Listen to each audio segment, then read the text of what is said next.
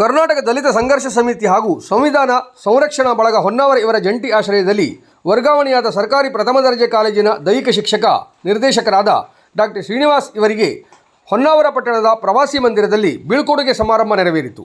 ಹೊನ್ನಾವರ ಪ್ರಥಮ ದರ್ಜೆ ಕಾಲೇಜಿನ ದೈಹಿಕ ಶಿಕ್ಷಕರು ನಿರ್ದೇಶಕರಾದ ಡಾಕ್ಟರ್ ಶ್ರೀನಿವಾಸ್ ಕಳೆದ 14 ವರ್ಷಗಳಿಂದ ಸೇವೆ ಸಲ್ಲಿಸಿ ವರ್ಗಾವಣೆಗೊಂಡಿದ್ದು, ಸಂಘಟನೆಯವರು ಬುದ್ಧ ಹಾಗೂ ಅಂಬೇಡ್ಕರ್ ಮೂರ್ತಿ ನೀಡಿ ಸನ್ಮಾನಿಸಿ ಬೀಳ್ಕೊಟ್ಟರು.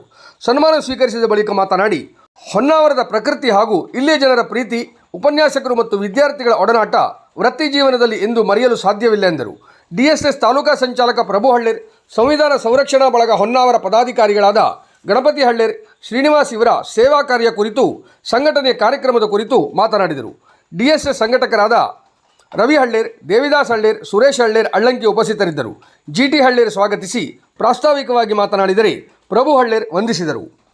ಹಾಗೆ ನಮ್ಗೆ ಯಾರೂ ಸಿಕ್ಕಿಲ್ಲ ಇವತ್ತಿನವ್ರಿಗೆ. ನಾವು ಎಷ್ಟೋ ಲೀಡರ್ ಹಿಂದೆ ಹೋಗಿದ್ದೇವೆ, ಬಟ್ ಇವರಂತರು ದೇವರಂತವ್ರು ನಮಗೆ ಸಿಕ್ಕಿದ್ದಾರೆ ಈಗ. ಆದ್ರೆ ಏನು ಮಾಡುವ, ನಮ್ಮ ಇದು ಏನಾಗ್ತಾರಲ್ಲ ಕಿಸ್ಮತ್, ನಮ್ಮ ನಶೀಬ.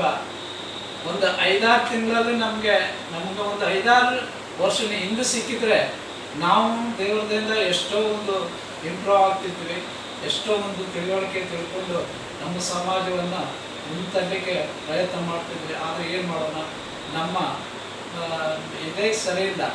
ಯಾಕಂದರೆ ನಮಗೆ ಅನಿಸ್ತದೆ ನಾವು ಇಷ್ಟೆಲ್ಲ ಒಂದು ಹೋರಾಟಗಾರರಾಗಿ ನಾವು ಏನೂ ಒಂದು ಇವತ್ತಿನವರೆಗೂ ಏನೂ ಒಂದು ಇದು ಮಾಡ್ಕೊಳ್ಳಿಲ್ಲ. ಮತ್ತು ಇನ್ನೊಂದು ಕಡೆ ಬೇರೆಯವ್ರ ಬಗ್ಗೆನೇ ನಾವು ಇದು ಮಾಡ್ತಿದ್ವಿ ಇವತ್ತಿನವರೆಗೂ. ನಾವು ಯಾವ ರೀತಿ ಇರಬೇಕಂದ್ರೆ ನಮಗೆ ಗೊತ್ತಿಲ್ಲ. ಅದಕ್ಕಾಗಿ ಈ ಸೂಚನೆಯನ್ನು ದೇವರದಿಂದ ನಮಗೆ ಡಾಕ್ಟರ್ ಶ್ರೀನಿವಾಸ್ ಸರನ್ನೇ ನಮಗೆ ಹೇಳಿದರು. ಫಸ್ಟ್ ನೀವು ಮೊದಲೇ ಇಂಪ್ರೂವ್ ಆಗೋದು ಕಲೀರಿ, ನೀವು ಗಟ್ಟಿ ಆಗೋದು ಕಲೀರಿ, ನೀವು ಬೆಳೆಯಿರಿ, ಆಮೇಲೆ ಸಮಾಜವನ್ನು ಬೆಳೆಸಿ, ಆಮೇಲೆ ನಿಮ್ದು ಏನೇ ಕಂಡು ಒಂದೊಂದು ಬಗೆ ರೀತಿ ದಾರಿಯನ್ನು ಹುಡ್ಕೊಳ್ಳಿ ಅಂತ ಇಂಥ ಒಂದು ಸಲಹೆ ಸೂಚನೆ ಕೊಟ್ಟಿದ ತಕ್ಷಣ ಭಾರಿ ಒಂದು ಇದಾಗ್ತದೆ. ಈಗ ನಾನು ಹೋಗ್ತೇನೆ, ನಿಮ್ಮೊಟ್ಟಿಗೆ ಇರೋದಿಲ್ಲ ಅಂತ ಹೋಗ್ತಾ ಇದ್ದೇನೆ ಅಂತ ಹೇಳ್ತಾ ಇದ್ದಾರೆ. ಆದರೆ ನಮಗೊಂಥರ ದುಃಖ ಬರ್ತಾ ಇದೆ. ಯಾಕೆಂದರೆ